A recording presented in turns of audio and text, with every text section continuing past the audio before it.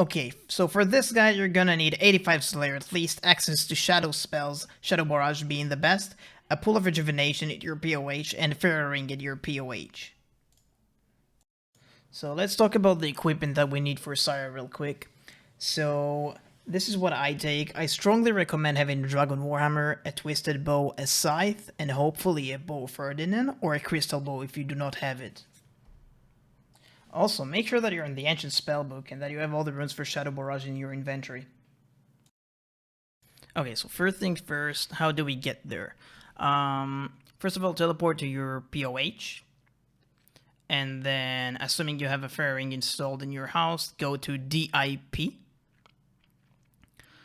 And then you're pretty much here. All you want to do now is run west to the southwestern room of this area. There are 4 rooms around here. So this is the fastest one you can get to. So I tend to only do Sire in this one. And then you run north, and once you get there, we will start with the fight. So before we actually get to the fight, let's talk about the drop rate of items. Abyssal Sire's only unique item is the Unsired, which can be received, as you can see on screen, in 1 in 100 drop rate. The rest of the items that you see on screen can be received by using the Unsired on the Font of Consumption, just north of the DIP Fairy Ring. A note about the 3 bludgeon pieces is that if you get a piece, you won't get it again until you've gotten all the other bludgeon pieces. So effectively, there are 3 weapons you can get here. You can get an Abyssal Dagger, an Abyssal Whip, and also by combining all 3 bludgeon pieces, you can get the Abyssal Bludgeon.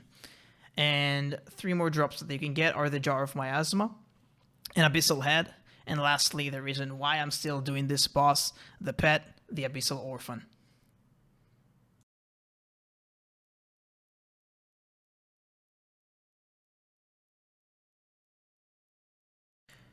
To start the fight, what you want to do is Shadow Barrage this monster, and then you stand on this exact tile, and as he opens his hands, you click on the vent. Pretty simple. Now, as the vent dies, you see the XP drop, you go to the next one. And then what you want to do is go to this one, and then at the end, you want to go to the one on the southeastern corner of the room. Nice. Now, hopefully, if you get decent RNG, you can do this all in one stun. And if not, you can Shadow Barrage Sire again and complete the process. Now, once all vents are dead, you're good to go. Sire's gonna get to you and you can continue to the second part of this fight. For the second part of the fight, what you want to put on is your melee gear and spec Sire twice. So that is 1. That is 2. Now, if you have a scythe, you can go under Sire to hit the spawn in Sire at the same time. This is something I do a lot. Awesome. Now, once the spawn is dead, just go out, finish Sire off, or get it to under 200 HP, and then you're about to start the third part of this fight. So, another method you can do to get Sire down to 200 HP is, obviously, first you want to spec twice, and then you can do what I call the 2-2-1 method on Sire. So, with a scythe, you can hit Sire twice every attack it does. So basically, he hit me once, I got it twice. So that's now again, he hit me once, I hit it once, and then I'm gonna hit it again, go under it, and simple as that. That is what you do until you get Sire to 200 HP. Now, obviously, with a T-bow, you can do the same here. And if you use like a slower weapon, sorry, a faster weapon, then you can do 3 hits, basically a 3-1 on Sire. Like if you use arclight or something like that as his forward tick, you can do 3 hits, then go under, and you'll still be good and only take 1 hit. So for the third part of the fight, you want to put on your ranged gear and hit Sire to 140 HP or less as soon as you can. Now this is 4 hits that you have with a T-bow here if you use a T-bow until the spawns will become science. Now as you get teleported south, when it becomes to less than 140 HP, you want to run south. If you do not run south, you'll be damaged for about 60 damage, so be aware of that. And you want to do my exact pathing here. This is a little bit complicated, but as you get it down, it's really simple to do, and it will save you a lot of damage. So here I'm going to show you a method where you can hit Sire and the spawns and scions cannot hit you back. The only thing that will be able to hit you if you do this is the tentacle just south of you. but this is a safe spot from the scions and spawns, and as a low defense account, as a Zerker, this is really important to do, because the spawns and scions will shred you. So this is basically a safe spot for them. So what you do when you're here is you wait the amount of ticks that your weapon is. So my scythe is a 5-tick weapon, so I wait 5 ticks before I go for every single attack. So watch this, I attack, that's 1, 2, 3, 4, attack, 1, 2, 3, 4, attack. So that is the best way to do that. The tentacles can hit you up to around 30 damage, so beware not to die to that.